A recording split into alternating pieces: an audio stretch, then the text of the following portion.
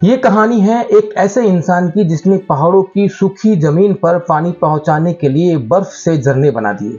लेकिन आज वही इंसान सरकार की नजरों में सबसे बड़ा गुनहगार है। नाम है सोनम वांगचुक।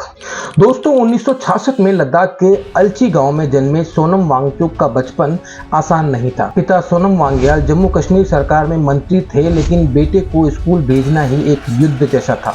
9 साल की उम्र तक ठीक से पढ़ाई का माहौल नहीं मिला। जब श्रीनगर भेजा गया तो वहां बोला गया तुम बेवकूफ़ हो। क्यों? क्योंकि उन्हें उर्दू नहीं आती थी।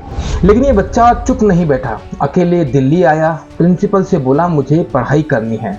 सोचो 9-10 साल का बच्चा अकेला दिल्ली की सड़कों पर।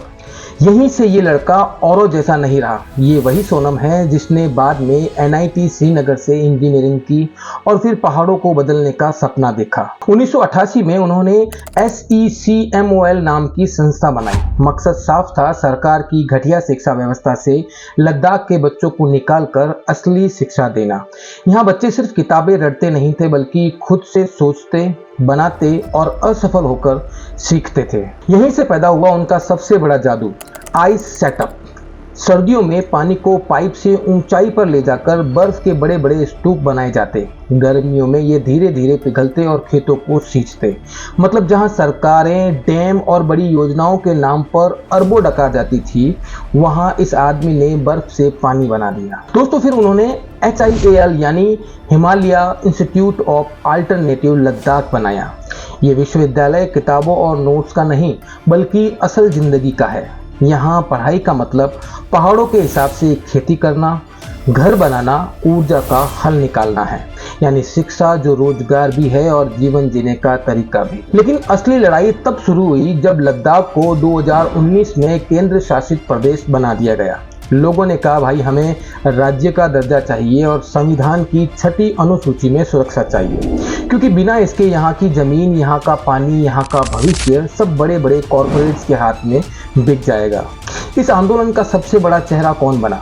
हाँ, वही सोनम वांगचुक, जिसे हम रियल लाइफ रेंचो के नाम से जानते हैं।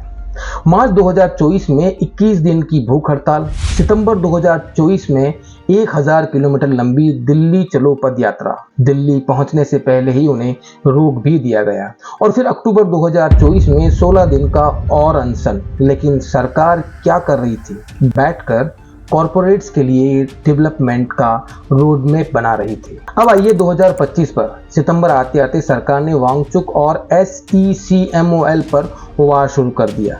कहा इनका FCRA लाइसेंस रद्द करो, मतलब इन्हें बाहर से चंदा नहीं मिलेगा, इनके स्कूल और प्रोजेक्ट दम तोड़ देंगे। बहाना दिया गया कि पैसों में गड़बड़ी है।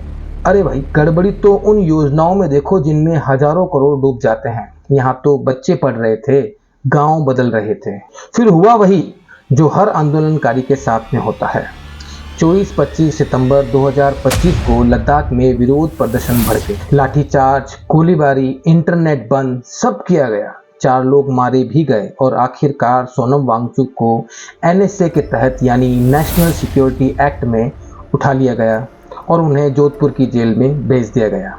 NSA का मतलब है बिना मुकदमे के महीनों जेल में डाल दो। आतंकी और देशद्रोही वाली धारा। सोचो, जिस इंसान ने सेना के लिए सोलर टेंट बनाए, बर्फ से पानी बनाया, शिक्षा सुधारी, उसे अब आतंकियों की तरह जेल में डाला गया।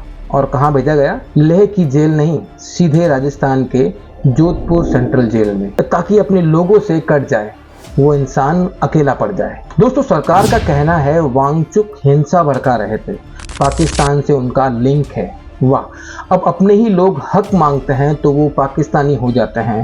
तो क्या लद्दाख का हर किसान, हर छात्र, हर माँ बाप भी अब पाकिस्तानी एजेंट हैं? असल बात यह है कि सरकार को डर है कि अगर लद्दाख को राज्य का दर्जा और संवैधानिक सुरक्षा मिल गई तो ये जमीन अडानी, अंबानी जैसे घरानों को बेचने में मुश्किल हो जाएगी।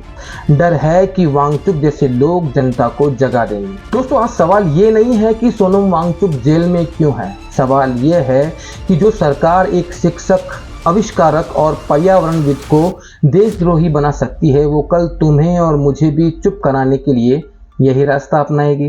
दोस्तों, सोनम वांगचुक ने कभी गोली नहीं चलाई, उन्होंने सिर्फ बर्फ से पानी बनाया। लेकिन सरकार को शायद यही सबसे बड़ा खतरा लगता है, क्योंकि जब जनता पानी मांगती है तो सरकार उन्हें गैस और लाठी देती है। जब जनता शिक्षा मांगती है तो सरकार उन्हें एनएसए देती है।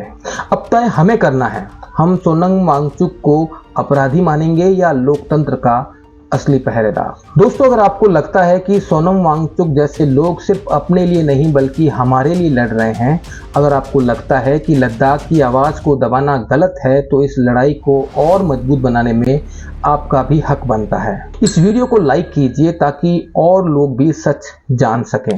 नीचे कमेंट करके बताइए, आप सोनम वांगचुक की गिरफ्तारी को सही मानते हैं या गलत। इस वीडियो को ज़्यादा से ज़्यादा शेयर कीजिए ताकि देश के कोने कोने में ये आवाज़ पहुंचे। और अगर आप चाहते हैं कि ऐसी अनफोल्डेड सच्चाई आपको लगातार मिलती रहे, तो अभी इसी वक्त हमारे चैनल अनफोल्डेड एमडी सर को सब्सक्राइब कर लीजिए, क्योंकि यहाँ सच को सिर्फ सच बोला जाता है। मिलते हैं फिर किसी अगले वीडियो में, तब तक के लिए धन्यवाद।